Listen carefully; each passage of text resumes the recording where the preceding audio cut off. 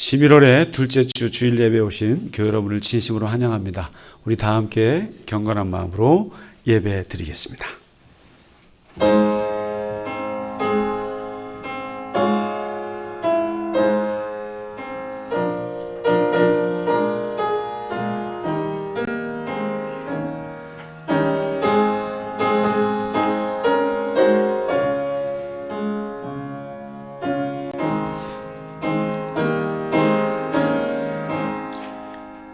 여호와의 인자하심과 인생에게 행하신 기적으로 말미암아 그를 찬양할지로다.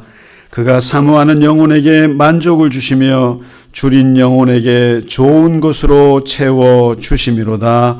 아멘.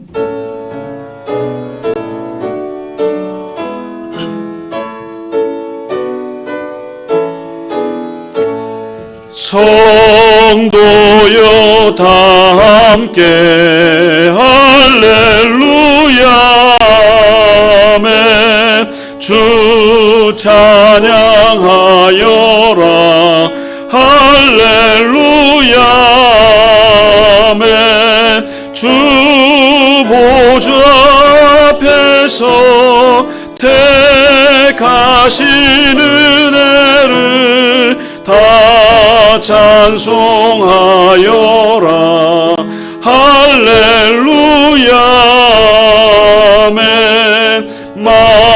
만문을 열어라 할렐루야 아멘. 온 하늘을 열라 할렐루야 아멘.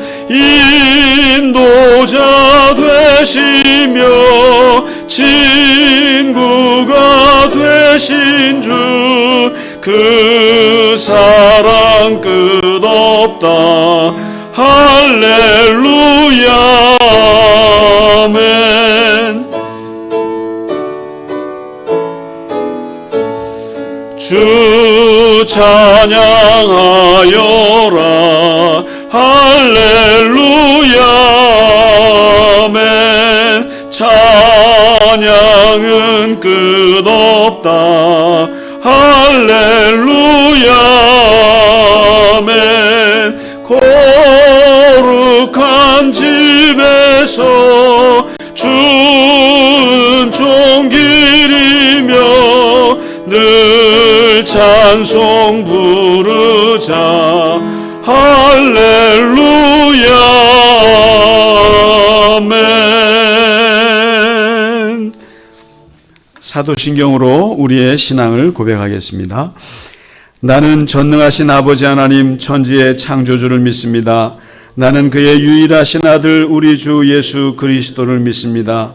그는 성령으로 잉태되어 동정녀 마리아에게서 나시고 본디오 빌라도에게 고난을 받아 십자가에 못 박혀 죽으시고 장사된 지 사흘 만에 죽은 자 가운데서 다시 살아나셨으며 하늘에 오르시어 전능하신 아버지 하나님 우편에 앉아 계시다가 거기로부터 살아있는 자와 죽은 자를 심판하러 오십니다. 나는 성령을 믿으며 거룩한 공교회와 성도의 교제와 죄를 용서받는 것과 몸의 부활과 영생을 믿습니다. 아멘. 오늘의 교독문 시편 33편입니다. 너희 의인들아 여호와를 즐거워하라. 찬송은 정직한 자들이 마땅히 할 바로다.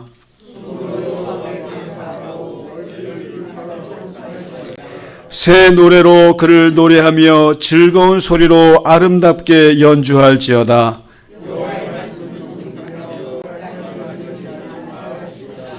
그는 공의와 정의를 사랑하시며 세상에는 여호와의 인자하심이 충만하도다.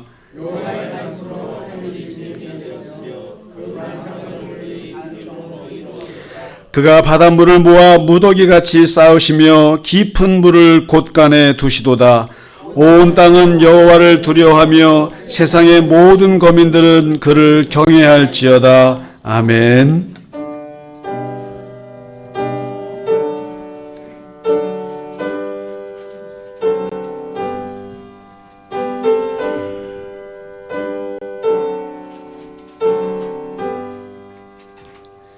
찬양 성부 성자 성령 성삼위일체께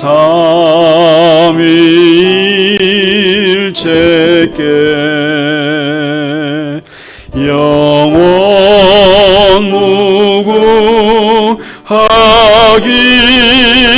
무궁하기까지 영광을 돌리세 영광을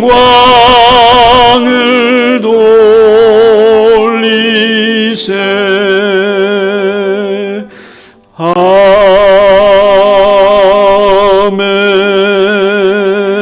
아멘. 계절이 지나가는 자리에 가을을 입혀놓으신 참 멋지신 아버지 하나님을 찬양합니다. 이 가을이 되면 노랗고 빨간색 위에 신비의 영역을 심으시고 하나씩 하나씩 작품을 보여주실 때마다 다시 오마 약속하신 그 약속이 떠오릅니다. 낙엽은 지지만 또다시 피어날 것이고 멀어져 가던 태양조차도 1년 뒤에 다시 제자리로 데려다 놓으실 것을 믿기 때문입니다. 100년 남짓밖에 살 수 없는 우리를 영원하신 하나님께서 세우신 말씀과 경륜 앞에 무릎 꿇어 경배할 수 있는 하나님의 자녀로 삼아주셔서 감사합니다. 색바랜 건물과 고궁의 단청은 늘상 색칠을 하여야 하지만 주님 주신 세상은 얼마나 멋지고 경이롭고 다채로운지 성경의 말씀들이 살아서 생동감 있게 춤을 추는 것 같습니다. 우리는 매일 죄를 짓고 죄 가운데 휘둘려 가지만 주님께서 만드신 자연은 바람 따라 움직이며 햇빛받아 반짝이며 비를 맞고 자라나고 다음으로 오는 계절에게 자리를 양보하며 살아갑니다. 우리도 또한 자연의 법칙에 따라 배우고 사유하며 뉘우치고 감사하게 하여 주시옵소서. 아멘.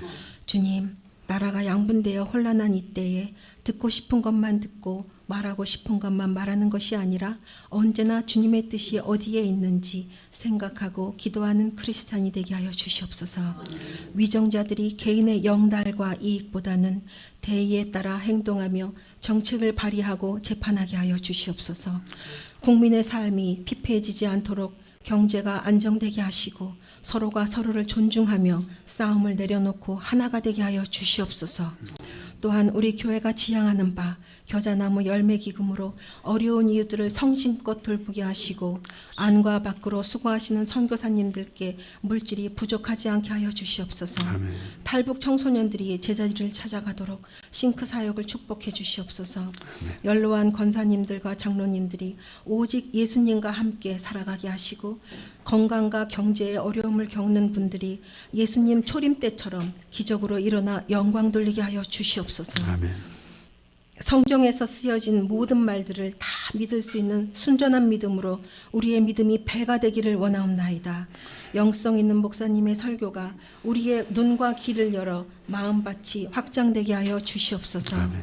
우리의 이 예배 처소에 찬양의 소리가 하나님의 마음처럼 가득 차길 원하오니 영광 중에 흠양하여 주시옵소서. 아멘. 우리를 체휼하신 예수님의 그 성정으로 인하여 우리의 기쁨과 슬픔과 외로움과 궁핍함과 육신의 연약함과 관계에서 오는 혼란까지도 모두 아시는 그 우리 주 예수 그리스도의 이름으로 기도드립니다. 아멘.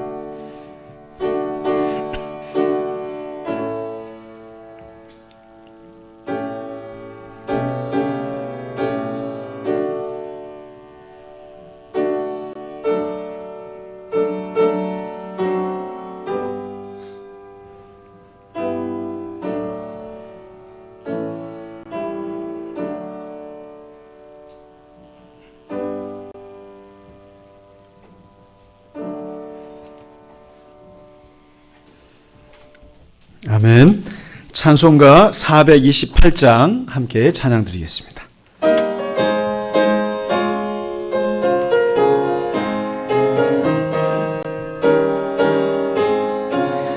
내 영혼의 햇빛 비치니 주 영광 찬란해. 이 세상 어떤 빛보다 이 빛 더 빛나네. 주의 영광 빛난 광채 내게 비춰 주시옵소서. 그 밝은 얼굴 배울 때 나의 영혼 기쁘다. 내 영혼의 노래 있으니 주 찬양합니다. 주 귀를 기울이시사 다 듣고 계시네. 주의 영광 빛난 광채 내게 비춰 주시옵소서. 그 밝은 얼굴 배울 때 나의 영혼 기쁘다. 내 영혼의 봄날 되어서 주 함께 하실 때 그 평화 내게 깃들고 주 은혜 꽃피네. 주의 영광 빛난 광채 내게 비춰 주시옵소서. 그 밝은 얼굴 배울 때 나의 영혼 기쁘다.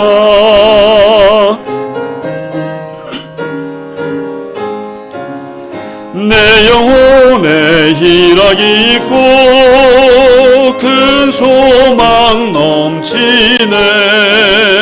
주 예수 복을 주시고 또 내려주시네. 주의 영광 빛난 광채 내게 비춰 주시옵소서. 그 밝은 얼굴 배울 때 나의 영혼 기쁘다. 아멘. 아멘.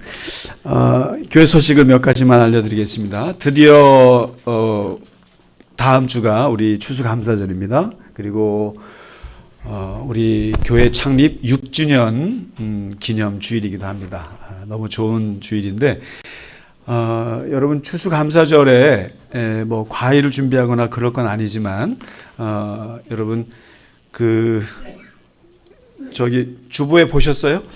한번 저도 지금 생각하고 있는데요. 이렇게 내 감사한 거, 그냥 내 존재 자체부터 감사하는 뭐 때문에 감사합니다를 한 10가지 써보려고 그러거든요. 이렇게 쓰는데 아마 10가지가 넘어갈 것 같아요. 그리고 이게 이 감사 이 이제 영어로 땡큐 하는 거를 하루에 1000번 넘게 하는 분도 있다는데 그게 사실 우리 삶에 큰 변화를 줍니다. 사실은 엄청난 능력인데요. 그래서 감사하는 이유를 한 10가지 써서 한번 이번 주에 이렇게 쓰셔서 추수감사절에 이렇게 한번 넣어보세요. 뭐 나라를 생각해서 또 가족, 우리 교회, 내 건강, 또 우리의 자녀들, 뭐 내 삶에 힘든 게 너무 많은데 그런 것들을 다 뒤집어서 감사로 바꾸면 이게 어마어마한 능력이 되거든요. 그래서 한번 쓰시면서 같이 이 봉헌 여기에다가 이거 같이 한번 넣어서 이렇게 다음 주에 내시고 그렇다고 해서 또 요금만 내지 마시고요. 여기 요금만 살짝 넣고 여기 또 이제 헌금도 넣어야 돼요. 그래서 같이 참 제가 이게 그냥 헌금 내라는 강요를 이런 식으로 하네요. 그래서 같이 감사와 담아서 이렇게 다음 주에 한번 내시고 좋을 것 같아요. 그리고 특별히 이제 또 다음 주는 6주년 우리 창립일이라 같이 교회에서 주는 밥을 같이 먹고요. 또 같이 또 선물도 또 귀한 선물이 있습니다. 우리 같이 나누도록 하고 그래서 추수감사절과 또 우리 창립일을 같이 축하하는 시간을 갖도록 하겠습니다. 그리고 수요 성경 공부는 계속 진행되고요. 우리 교회에 자녀들이 많습니다. 그러니까 우리 교회가 결코 고령화 교회가 아니에요. 아니고 올해도 여전히 수능 대상자가 있어요. 작년에는 누가 있었더라? 수연이? 그렇죠. 수연이 있었고 올해는 우리 조정호 집사님 딸 연우, 조연우 맞죠? 네, 따님이 13일 날 이번에 시험이 있습니다. 같이 기도해 주시고 같이 함께 해 주시기 바랍니다. 어떻게 또 아버님 소식도 좀 궁금한데, 예. 염려들을 많이 해주신 덕분에 네. 돈을 뜨셨어요. 아유, 감사합니다. 염려 진짜 많이 했어요. 예, 감사합니다. 아유, 그럼 수술 안 하셔도 됩니까? 수술은 네. 저번 주 일요일 날 저녁에 하셨어요. 하셨고, 하셨는데 네. 수술하기 전에 이제 정신을 못 차리고 계시다가 수술하고 나서 눈을 뜨셨어요. 아유, 다행입니다. 너무너무 감사합니다. 감사해요. 하여튼 계속 기도해 주시기 바라고 또 완전히 회복되시기를 기도하겠습니다. 자, 그리고 지난주에 그 책 그 영상 혹시 보셨나요? 책 소개하는 거 다 보셨어요? 검사해야지. 근데 보니까 그걸 이제 대담으로 했잖아요. 대담 형식으로 했는데 그 어떤 분이 보고 전화가 왔어요. 그래서 그 내용은 별로 안 물어보시고 거기 나온 그 여자분 누구냐고, 그 어느 방송국에서 모시고 왔냐고 그래요. 그래서 우리 교회 교인인데요. 그랬더니 교회에 그런 분이 다 있냐고. 자기는 그냥 어디서 외부에서 초청을 해서 전문가를 초청해서 한 줄 알았대요. 그래서 그런 소리 들었을 때 목사가 기분이 어떻겠어요? 너무 자랑스러웠어요. 우리 교회 기본적인 이런 아나운서급이다 있는데, 오늘 아침에 또 장로님이 그걸 못 보셨더라고요. 그래서 제가 저희가 딱 운전해 보면 1시간 이제 쫙 오는데 파주에서 그걸 다 보시면서 나중에 하시는 말이, 또 내용은 얘기 안 하시고 참 예쁘네.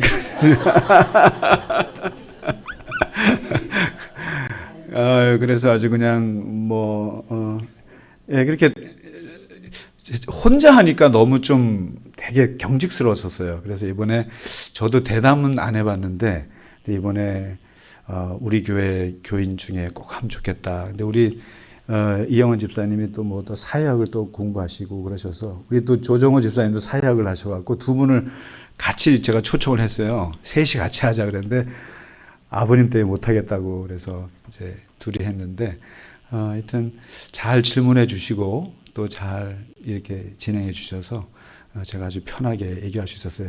책 안 읽으셔도 되겠죠? 그거 보시면 책 안 읽으셔도 돼요. 책 읽지 말라고 제가 한 거니까 그냥 이렇게 꽂아만 놓으세요. 놓으시고. 그리고 한 가지 사실은 제가 그 11월 4일 날 기독교 8개 단체가 모여서 토론회 했다 그랬잖아요. 근데 거기서 그분들이 그 팔레스타인을 여러 가지 방식으로 돕는 거를 노하우를 가르쳐 줬어요. 그래서 제가 사실은 이스라엘을 2번인가를 갔다 온 것 같아요. 2번인가 3번 갔다 왔는데, 내가 왜, 물론 가서도 제가 베들레헴의 그 팔레스타인 어려운 현장 헤브론도 혼자 갔다 오고 그랬어요. 그나마 다른 사람보다는 좀 더 그 관심을 가졌습니다에도 불구하고 사실 이스라엘 중심의 생각을 너무 많이 했고 그쪽은 잘 제가 안 봤던 것 같아요. 근데 이번에 그 토론회에서 하시는 거 보니까 이분들이 여러 가지 방식으로 그 팔레스타인 분들을 돕더라고요. 그 중에 하나가 제가 딱 와닿았던 게, 우리 전사님한테 이거 꼭 좀 메모해 놓으라고 그랬는데, 그 팔레스타인 올리브를 사는 게 있더라고요. 그 팔레스타인 올리브 엑스트라 버진 오일이 제일 좋은 거라며요. 그거를 그 재배하는 분들하고 공정무역을 이분들이 해가지고 한 3만 원대 정도 되는 것 같아요. 그래서 그거를 사는데 둘의 생협이라는 게 있어요. 거기에서 그 팔레스타인 오일을 판대요. 그래서 그걸 사면 100원 정도가 무슨 그게 나가고 다 그쪽으로 가나 봐요. 그래서 내가 그래도 올리브를 좋아하는데 팔레스타인 올리브를 좀 사야겠구나. 그래서 제가 지금 이거 할지 안 할지 모르겠습니다만 이번에 우리 성경 읽으신 분들이 있죠. 성경을 이제 삼독하셨는데 이번에 이제 다 하셨는데 몇 분이나 하셨다고요? 성경을 8분요? 8분이면 못 사죠. 너무 비싼데 한 3, 4명만 돼도 제가 팔레스타인 올리브로 좀 생색을 좀 내고 싶은데 왜 그렇게 많이 성경을 많이 읽으셨어요? 그 지도자가 누구예요? 정영숙 권사님이에요? 한 4명으로 줄이세요.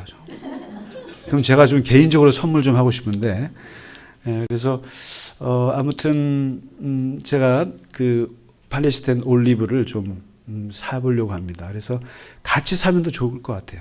그래서 좀 그렇게 해서라도 도와야 할 것 같아요. 초토화됐잖아요, 나라가. 그리고 양한갑 선교사님이 이제 소식을 전해 오셨는데 사실은 제 마음속에 팔레스타인도 참 심각하지만 미얀마는 더 심각해요, 사실은. 미얀마는 아예 국제적인 관심이 없어요. 그 안에서 어마어마한 일이 벌어지는데도 선교사님이 그 말씀을 하시더라고요. 이번에 그 여러분 캄보디아 저 얘기 들으셨죠? 그 보이스피싱 우리나라 피해자들 많이 있었잖아요. 근데 그게 미얀마에도 있나 봐요.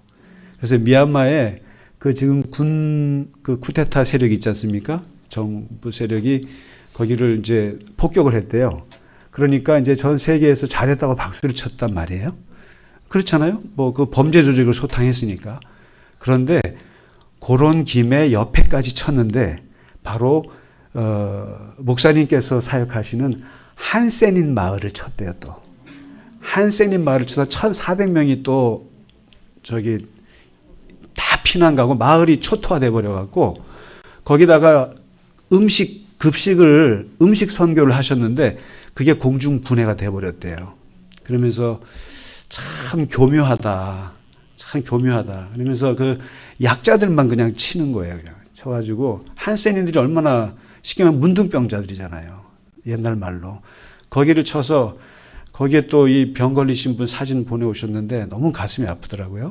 그래서 아무튼 우리가 조금 돕고 있습니다만은 우리가 그런 그 고통에 대한 그 감수성이 좀 있으면 좋겠습니다. 그래서 우리가 할 수 있는 한 그런 것들을 같이 기도해 주시고 같이 함께 마음을 갖는 것만으로도 큰 선교라고 생각합니다. 자, 오늘 오랜만에 오신 분이 우리 김근종 장로님 어디에 가셨어요?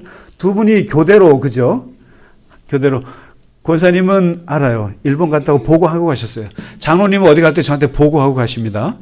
네. 그리고 우리 박정희 권사님 지난주에 어디 다치셨 뻔하셨죠? 예. 예, 너무 뛰어다니지 마세요. 우리 성한 형제하고 성덕 형제님은 이번 주도 지난주는 그 할머니 생신 때문에 가셨고, 네, 우리 옆에 분들하고 같이 인사하실까요? 예, 주의 이름으로 건강하십시오. 주의 이름으로 축복합니다. 예, 건강하십시오. 예, 우리 상은 양은 너무 공부를 열심히 하는 거 아니에요? 아니면 우리 교회 이 봉사 때문에 우리가 저거 하는 건가? 코피를 흘려요. 이것 때문에 스트레스 받는 거 아니죠? 하여튼 너무 공부를 열심히 해가지고, 예배 때 이렇게 코피를 다 흘리고 그러네요. 자, 우리 같이, 오늘 준비한 찬양 하나님 앞에 드리겠습니다. 주님 주신 아름다운 세상. 네.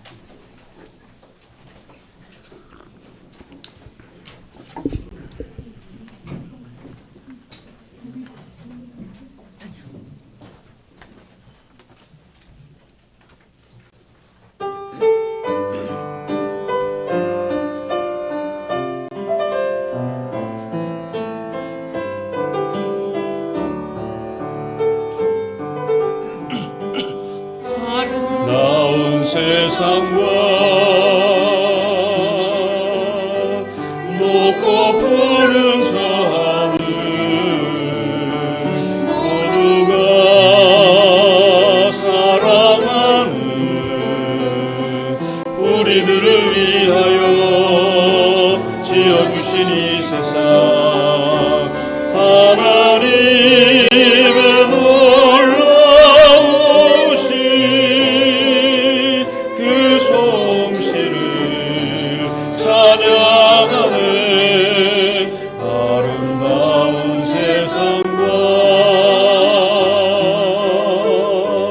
밤과 낮을 주시고 푸른 들과 꽃나무 해와 달과 별들이 반짝반짝 빛나고 주의 솜씨 찬양하네 주를 찬양하네 할례복을 누리며 살아가는 이 한 세상 행복하고 즐거운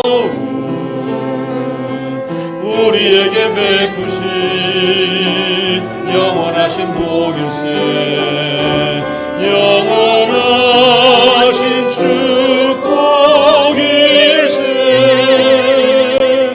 영원토록 찬양하세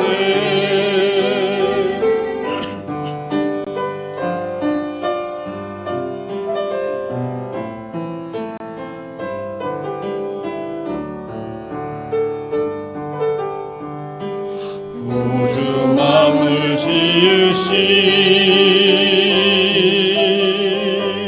하나님의 크신 영광 온 마음 다 바쳐서 영원토록 찬양을 하나님께 드리세 하나님의 크신 영광 찬양 드리세 영원토록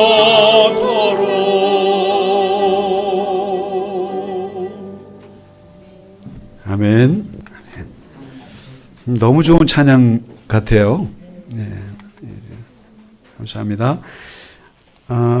오늘 우리에게 주신 하나님 말씀 보겠습니다. 고린도 전서 7장입니다.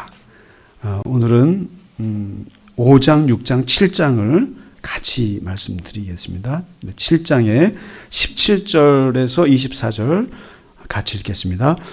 오직 주께서 각 사람에게 나눠주신 대로 하나님이 각 사람을 부르신 그대로 행하라. 그러니까 모든 교회에서 이와 같이 명하노라. 할례자로서 부르심을 받은 자가 있느냐? 무할례자가 되지 말며 무할례자로 부르심을 받은 자가 있느냐? 할례를 받지 말라. 할례 받는 것도 아무것도 아니요 할례 받지 않냐는 것도 아무것도 아니로되 오직 하나님의 계명을 지킬 따름이니라. 각 사람은 부르심을 받은 그 부르심 그대로 지내라. 내가 종으로 있을 때에 부르심을 받았느냐? 염려하지 말라. 그러나 내가 자유롭게 될 수 있거든 그것을 이용하라. 주 안에서 부르심을 받은 자는 종이라도 주께 속한 자유인이요 또 그와 같이 자유인으로 있을 때에 부르심을 받은 자는 그리스도의 종이니라. 너희는 값으로 사신 것이니 사람들의 종이 되지 말라. 형제들아 너희는 각각 부르심을 받은 그대로 하나님과 함께 거하라. 아멘.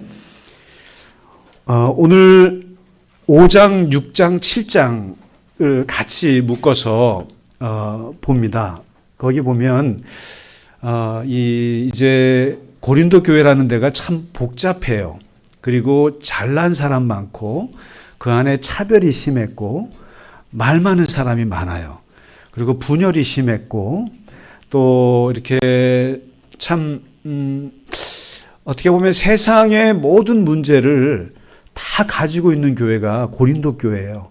그래서 교회의 문제를 연구하고 싶으면 고린도 전서를 봐야 돼요. 그 정도로 이게 심각한 교회가, 이 교회는 여러분 이게 어디에 있냐면은 그리스 아래쪽에 있어요. 아래쪽에 항구 도시거든요. 거기가. 근데 여기가 아주 우상 숭배가 심하고, 그러니까 그리스 문화의 정점인 곳인데 여기가.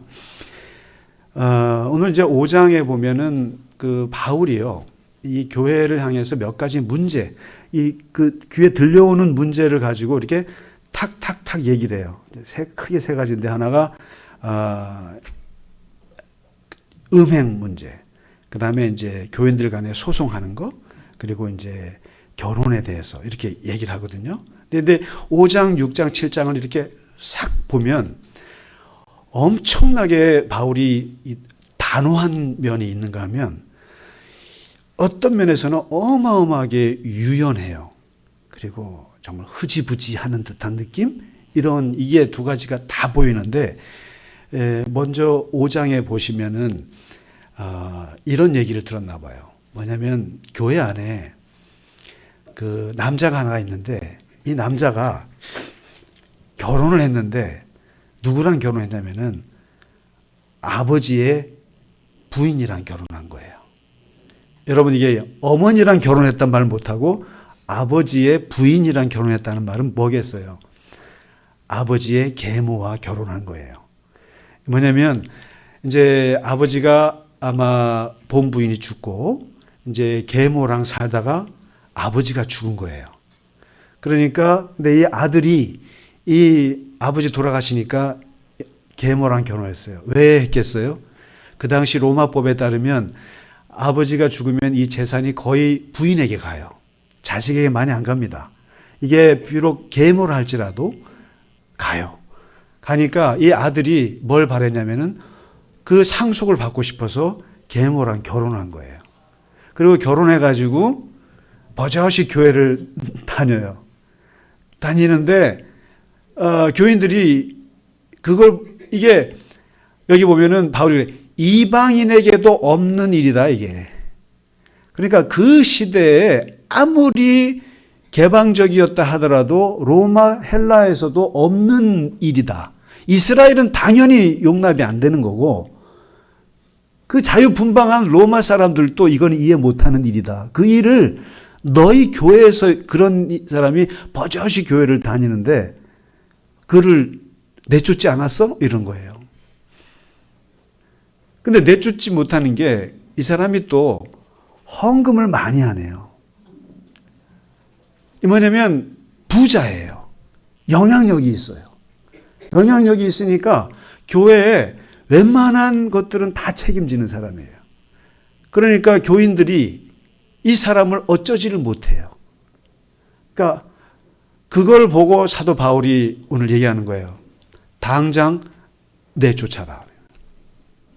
그런 놈은 당장 내쫓아라. 아니 너희네들을 보니까 그거를 좋다고 붙잡고 앉아있냐.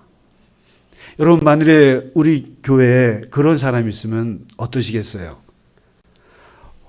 이분이 막 교회에 어마어마한 재정적인 책임을 져요. 근데 계모랑 결혼해서 매주 나온다고 생각해 보세요.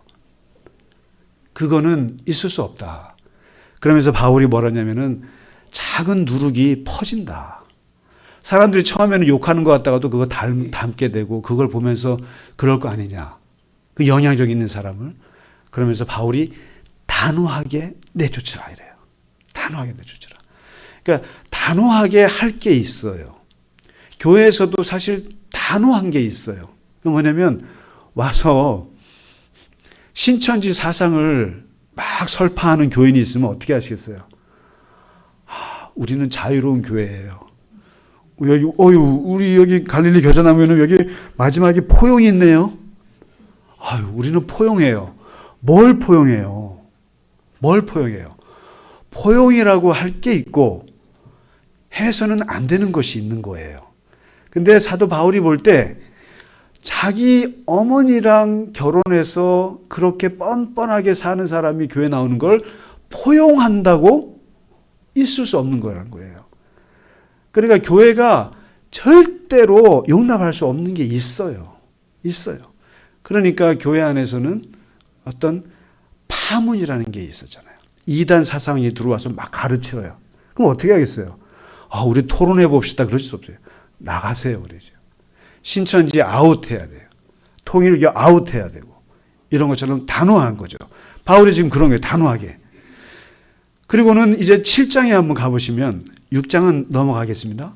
7장에 보면 갑자기 바울이 그 단호했던 바울은 어디로 가고 이건 그냥 그렇게 하든지 저렇게 하든지 그냥 알아서 해. 이런 식의 얘기를 해요. 7장이 엄청나게 길어요.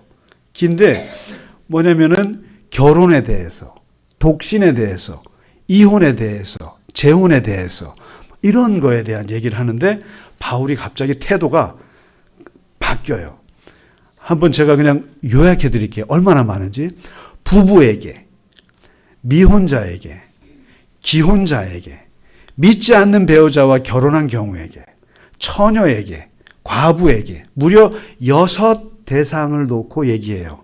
마치 결혼 상담소 소장님 같아요. 혼자 사시는 분이.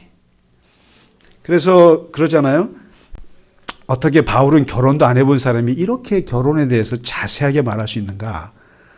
살아보지도 않았으면서. 그런데 여러분 보면 살아보지 않아도 다 알아요. 그런데 사도 바울이 오늘 아주 구체적으로 얘기해요. 부부에게 그냥 제가 요약해만 드릴게요. 서로의 의무를 다하라. 아내는 남편에게, 남편은 아내에게 서로 평등하게. 이게 되게 파격적인 거예요. 그 당시에는 여자가 소유물이기 때문에 남자에게만, 여자만 남자에게 하는 거예요. 여러분, 영국이나 유럽 사회가 이 평등이라는 게 생긴 게 200년이 안 돼요. 그리고 우리나라는 되게 여성 평등이 강해진 나라예요, 사실은. 유럽은 아직도 굉장히 여성이 오히려 더 이런 게 있어요. 근데 그게 2000년 전에 얼마나 그렇겠어요. 그런데 거기에 서로 의무를 다하라 이렇게 얘기를 해요. 7, 9절에 보면은 미혼자에게도 얘기해요. 미혼자에게 독신자죠. 아마 저기 우리 현우 형제 같은 분들한테 얘기하는 것 같아요. 이 뭐라고 하냐면은 나처럼 독신으로 지내는 게 좋대요. 근데 그래 놓고는 뭐라고 하냐면은 이건 명령이 아니야 이래요.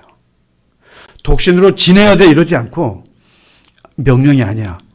각 사람은 하나님께 받은 고유한 은사가 있으니까 그냥 어떤 사람은 독신의 은사를, 어떤 사람은 결혼의 은사를 받았어. 그러니까 그냥 마음대로 해. 그냥 혼자 살든. 근데 혼자 사는 게 좋은데 근데 절제할 수 없잖아. 그러면 결혼해. 이게 지금 벌써 너무너무 부드럽잖아요.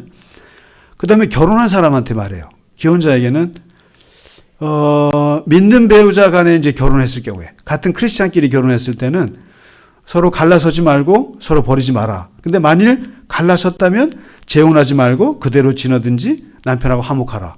이게 너무 옵션이 많은 거예요, 지금. 이렇게. 그 다음에 믿지 않는 배우자하고 결혼했어요. 안 믿는 사람이랑 결혼했을 경우에는 만일에 믿지 않는 아내랑 결혼했는데 믿지 않는 아내가 함께 살기를 원하면 버리지 마라. 이게요. 그 당시에는 믿는 사람과 믿지 않는 사람하고 멍에를 매지 말라는 문화가 있었어요. 서로 아예 같이 사신. 근데 고린도 교회에서 근데 현실적으로 그럴 수 있나요? 근데 이렇게 믿지 않는 사람이랑 결혼할 수도 있을 거 아니에요? 했을 때 바울이 그래요. 그거 헤어지지 마. 여자가 좋다고 안 믿지만 좋다고 그러면은 그냥 같이 살아 이러는 거예요. 아주 파격적인 얘기예요. 그리고 만일에 여자가 믿었고 남자가 믿지 않았어요. 그러면은 이런 얘기를 해요.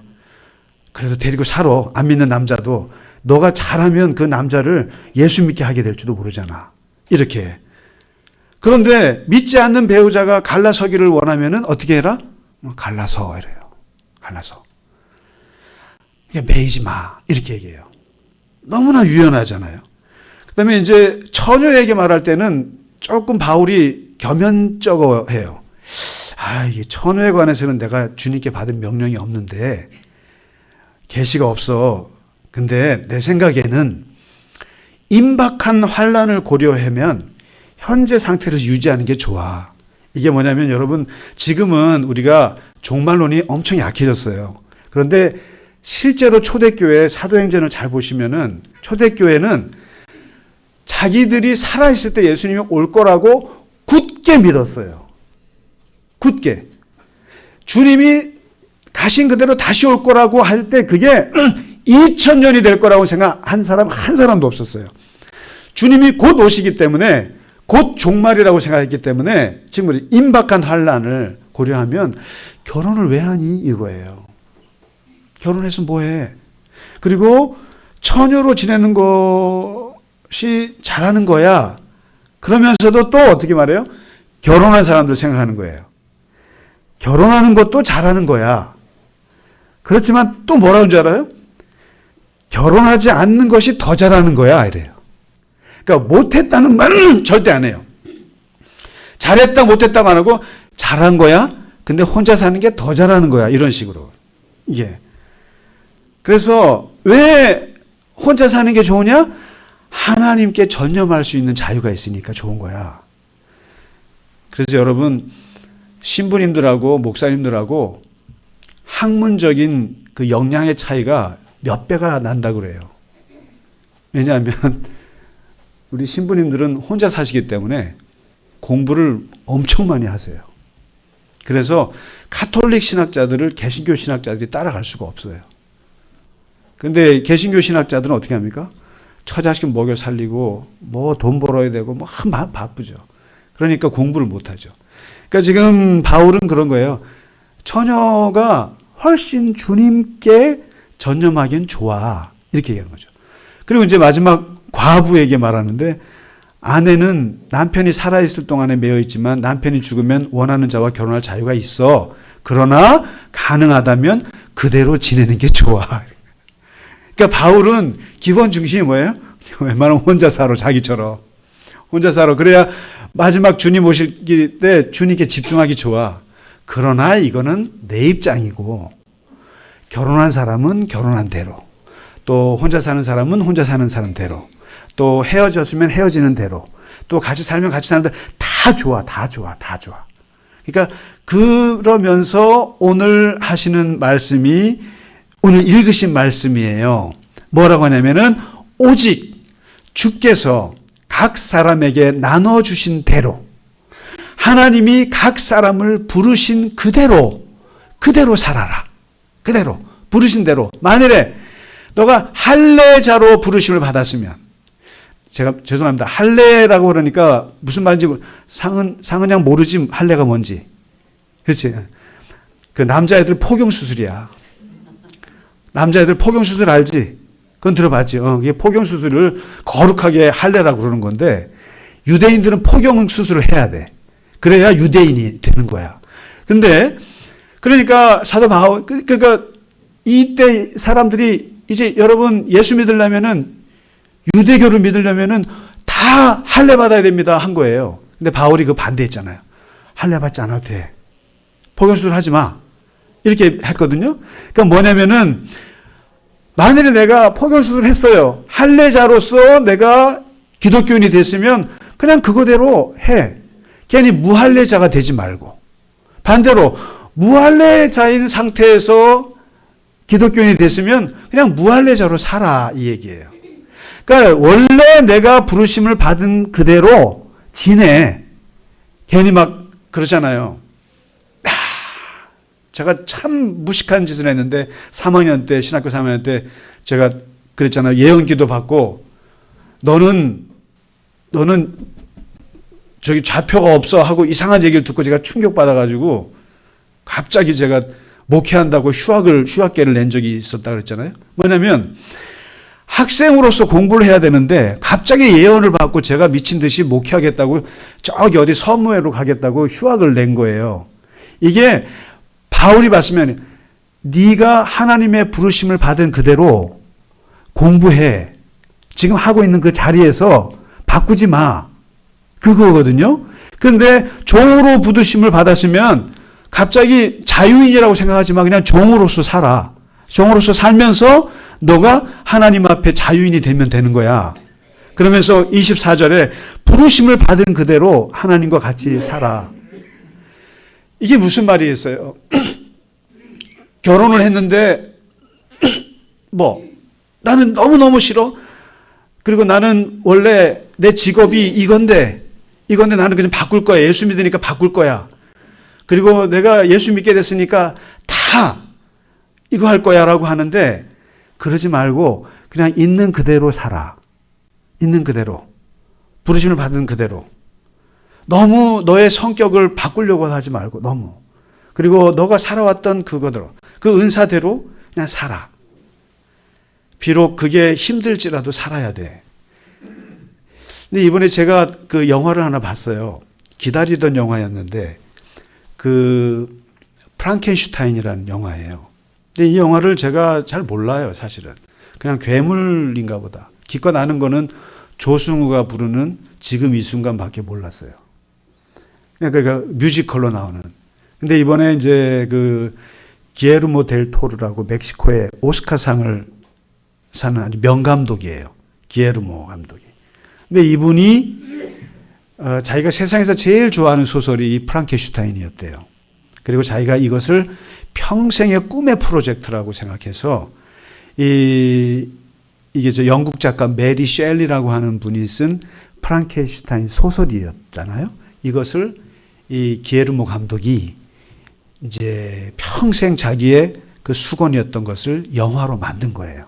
그래서 저도 이걸 좀 관심 있게 봐야겠다 해서 봤어요. 봤는데 저는 그냥 그게 그냥 괴물 영화로만 생각했지 이렇게 깊이 있는 소설이었고 이렇게 많은 생각을 하게 하는 영화인 줄은 차마 몰랐어요.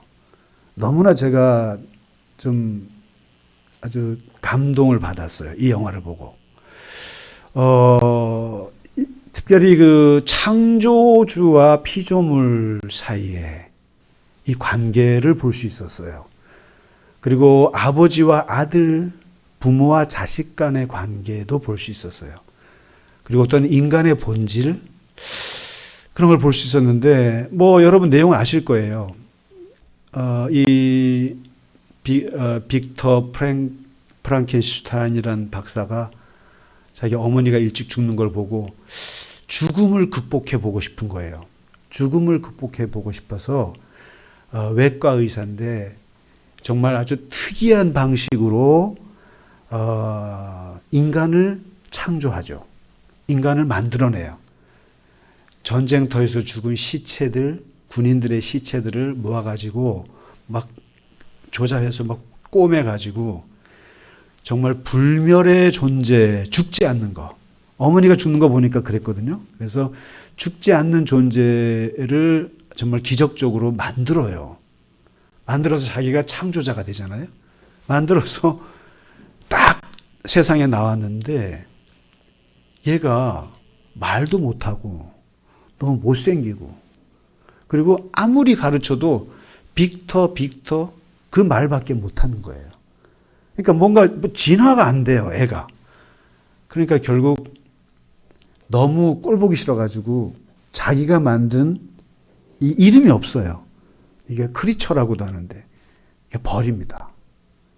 그러니까 이 버림받은 이 괴물이 인간 사회에 가서 외모 때문에 여러 가지로 해서 막 소외당하고 배척당하고 쫓겨나고 너무너무 고통스럽게 살다가 무슨 마음이 드냐면은 나를 만든 빅터 프랑켄슈타인 박사에게 복수를 시도해요. 나를 왜 만들었지? 그래서 나를 만든 그리고 죽고 싶어도 죽어지지가 않아요. 죽지가 않아요. 아무리 해도. 그러니까 나를 만든 프랑켄슈타인한테 복수하려고 하다가 결국 마지막 그 서로 막 그러니까 이제 죽고 싶어도 그래서 죽지 못하니까 뭐라고 말하냐면은 그러면 어차피 내가 죽지 못할 바에는 나에게 동반자라도 하나 더 만들어줘. 걔랑 같이 밥 먹고 걔랑 같이 이야기하고 걔랑 같이 서로 위로받고 걔랑 같이 놀게. 한 사람이라도 나의 동반자가 있으면 좋겠어. 근데 이미 이 프랑켄슈타인은 못 만든다고. 다시는 못 만든다. 그래갖고 막 서로 그러다가 이제 그 우여곡절 끝에 마지막 장면에서 제가 그것을 하나하나 자막을 이렇게 옮겼어요. 그 마지막 프랑켄슈타인이 이제 죽고 그 크리처, 괴물과 같이 이렇게 배에서 마지막 장면인데 이 프랑켄슈타인은 자기의 욕심을 이렇게 충족하기 위해서 만든 거예요. 죽음을 극복하려고. 만들어 봤는데 이게 자기 뜻대로 안 되고 모든 게 다 파멸이 된 거잖아요. 그러면서 이제 나이가 들어서 그 죽는 자리에서 이제 얘기합니다. 하는데 미안하다. 이제야 내 삶이 있는 그대로 보이는구나. 그때 이 괴물이, 이 크리처가 얘기해요. 당신의 시간은 다 했어. 창조자. 사그라들겠지. 모든 건 그저 한순간이야.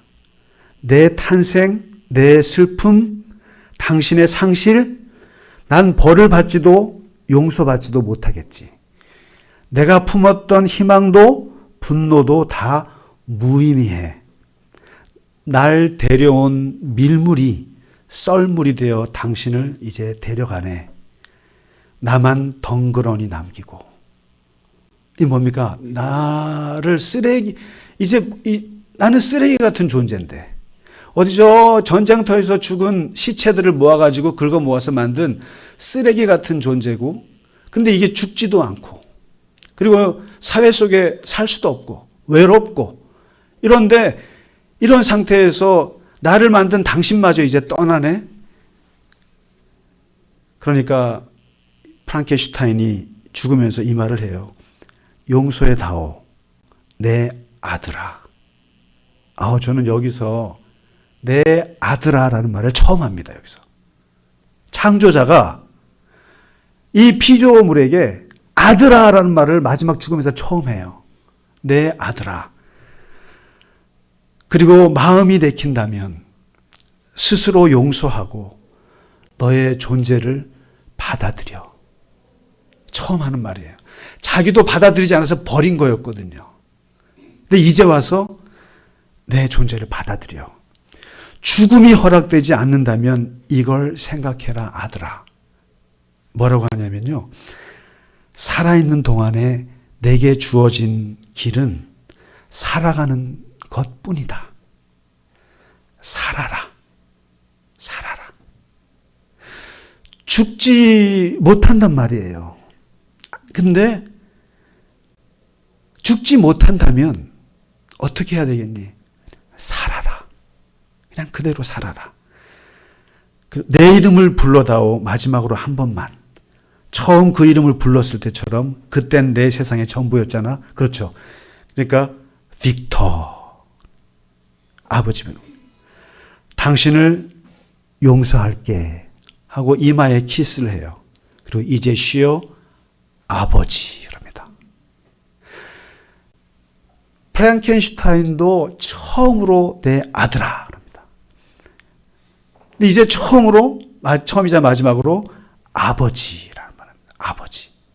창조자와 피조물 사이에 아버지와 아들의 이름을 부르는 거예요. 그리고 이제야 우리도 인간이 될 수 있는 걸까?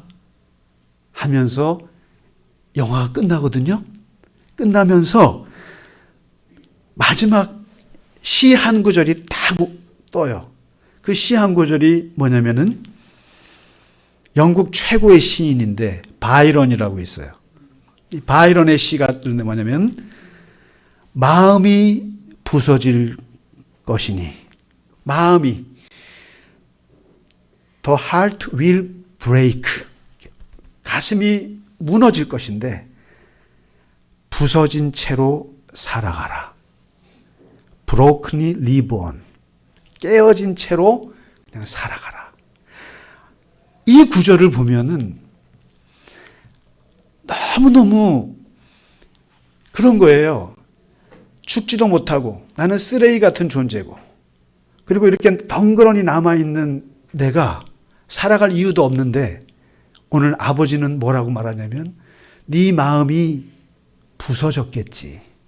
그러나 부서진 채로 살아. 오늘 사도 바울이 우리에게 말하는 게 이 얘기예요. 너희는 예수 믿는다고 뭐 온갖 세상 바뀔 거라고 생각하지 말고 부르심 받은 그대로 너가 가난하면 가난한 대로 부유하면 부유한 대로 네가 상처가 있으면 상처가 있는 그대로 네가 아픔이 있으면 아픔이 있는 그대로 열등감이 있으면 열등감이 있는 그대로 그 부서진 채로 바이런과 다른 얘기는 뭐냐면 부서진 채로 살아가라 그랬어요. 바이런은. 그러나 오늘 사도 바울은 뭐라 하냐면 부서진 채로 하나님과 함께 거하라. 하나님과 함께 거하라. 부서진 채로 하나님과 함께 살라. 내 아들아. 이게 오늘 사도 바울이 어떻게 보면 우리에게 주시는 아주 유연하면서도 정말 아버지께서 주시는 말씀과 같이 너희는 마음이 부서져도 그 부서진 대로 받아들이고 살아. 그러잖아요. 프랑켄슈타인이 어찌하겠느냐. 죽지 않. 다이너마이트를 이렇게 대거든요. 죽으려고. 한번 죽어보자. 다이너마이트를 대는데 다이너마이트가 6개가 터진데도 안 죽어요. 그러니까 아버지가 그런 거죠. 그냥 살아라. 살아라. 살아라. 이게 저는 그 괴물 영화인 줄 알았지만 이거는 복음이구나 생각했어요. 살아라. 생명 주어진 거 그거 부서진 대로 살아라. 오늘 24절의 말씀 너희는 각각 부르심을 받은 그대로 하나님과 함께 살아라. 이 말씀 함께 기억하시기 바랍니다. 같이 우리 같이 찬양하고 예배 마치겠습니다. 우리에게 향하신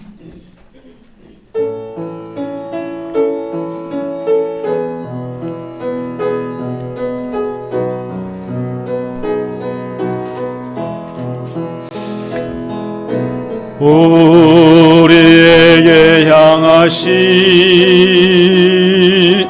여호와의 인자하심이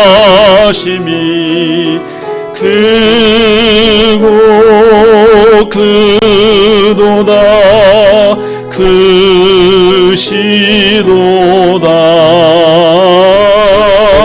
크고 크도다 크시도다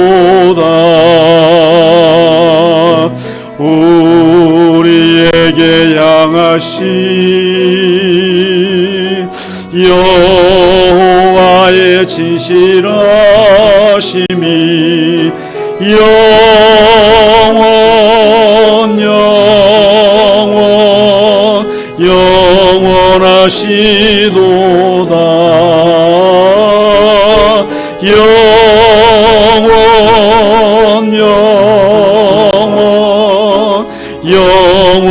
영원하시도다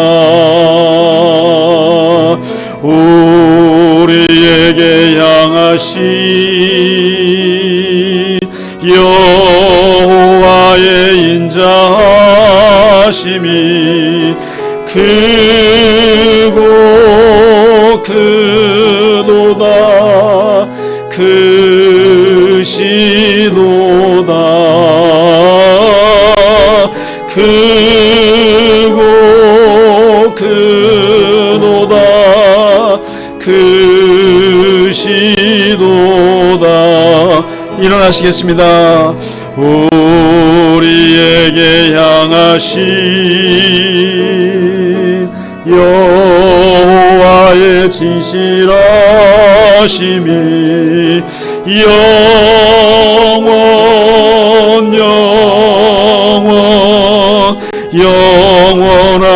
영원하시도다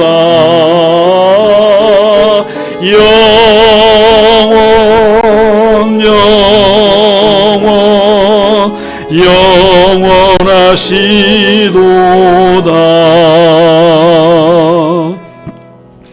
하나님 아버지, 주께서 각 사람에게 나눠주신 대로 부르심을 받은 그대로 살라고 하신 주님의 말씀을 따라서 살게 하여 주시옵소서.